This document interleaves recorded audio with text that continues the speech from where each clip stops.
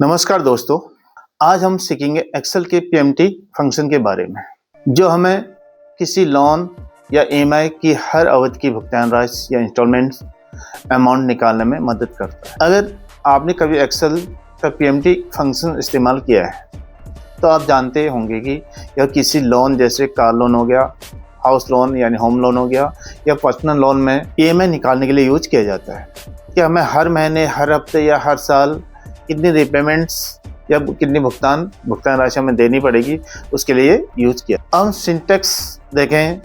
Syntax होता है equal to PMT bracket rate comma NPER comma PV comma FV comma type. ये इसका formula है।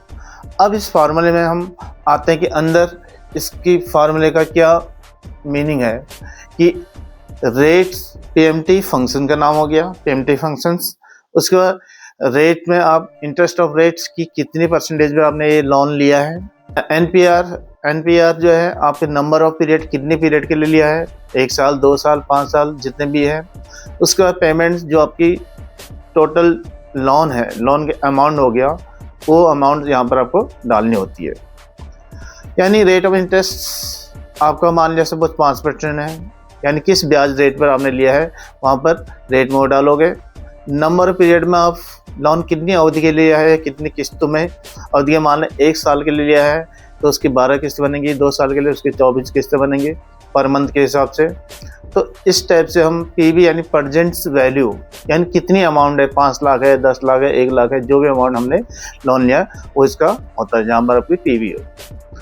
और एक भी फिक्स होता है, ये फ्यूचर वैल्यू होती है कि ऑप्शनल होता है। यह लोन का फ्यूचर वैल्यू है, यानी आखिर में बचा हुआ लोन अमाउंट अगर आप इसे नहीं लिखते हैं तो एक्सेल को इसे 0 मान लेता है, यानी ऑप्शनल से है। यहाँ पर हमें इसकी वैल्यू जोड़नी, हम इसकी डालें। अब मान लें सपोज हम एक एग्जाम्पल के तौर पर समझते हैं। अब हम एक्सेल में इसको एक एग्जाम्पल के तौर पर समझेंगे कि हमारे पास मान लें लोन अमाउंट हमने 1 लाख रुपये का लोन बैंक से लिया और 5% ईयरली चार्ज पर लिया और 2 इयर्स टाइम पीरियड, हमारा पेमेंट टर्म है 2 साल के लिए। अब यहाँ पर हम जो फार्मूला यूज करेंगे वो कैसे करेंगे, क्योंकि ब्याज दर हमारी क्या 5% सालाना है और हर मंथली पेमेंट निकालना चाहते हैं तो हमें 12 महीनों के हिसाब से उसे डिवाइड करना होगा। रेट ऑफ इंटरेस्ट हमारा 5% है, यानी 1 साल में हम 5% दे रहे हैं, तो 1 साल मीन्स 12 मंथ। तो इसको हम 5% डिवाइडेड 12 करेंगे तो 1 मंथ की हमारी ईएमआई निकल जाएगी।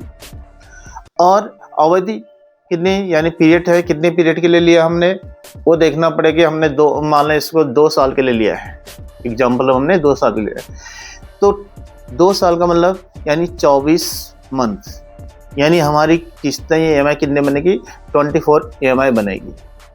अब इस फार्मूले में हम देखें तो PMT bracket 5% divided by 12 comma 2 multiply 12 comma 1 lakh, तो इसका जो अमाउंट हमें रिजल्ट आएगा, पेमेंट अमाउंट ईएमआई जो बनेगी हमारी 4,387 रुपये कुछ पैसे की, यानी 14 के समथिंग। तो दोस्तों इस वैल्यू को, इस एग्जाम्पल को हम अब एक्सेल के अंदर करके देखेंगे। तो दोस्तों अब पीएमटी फंक्शन को हम अपने एक्सेल शीट में कैसे अप्लाई करते हैं, कैसे निकालते हैं, वो सीखेंगे। अब सबसे पहले हमने अपना एमएस एक्सेल खोला और उसमें एक्सेल की शीट होगी और ये इसमें हम लोन अमाउंट्स करके इस टाइप से एक शीट बना लेंगे जिसमें लोन अमाउंट हमारी 1 लाख रुपया है।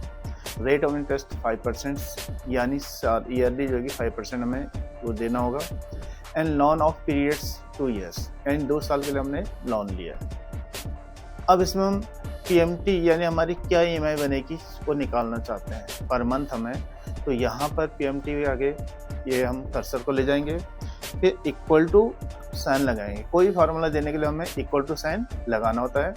वहाँ पर पीएमटी नीचे ड्रॉप डाउन मेनू में आपका आ जाएगा, इसको डबल क्लिक करके ही आ जाएगा। उसके बाद रेट क्या था हमारा 5%, यानी ईयरली जो है 5% हमें देना है। अब मंथली निकालने के लिए हम क्या करेंगे, इसको 12 से डिवाइड कर देंगे।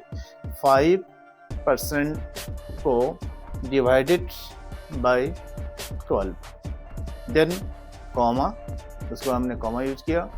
इसके बाद हमारे क्या है कि कितने पीरियड के लिए, नंबर ऑफ पीरियड्स की कितने, 2 ईयर। 2 ईयर का मतलब हमारे 1 ईयर में 12 मंथ होते हैं, तो 2 ईयर में हमारे कितने हो गए, उसको 12 से मल्टीप्लाई करते हैं तो यानी 24 इंस्टॉलमेंट हमारी ये बनेगी।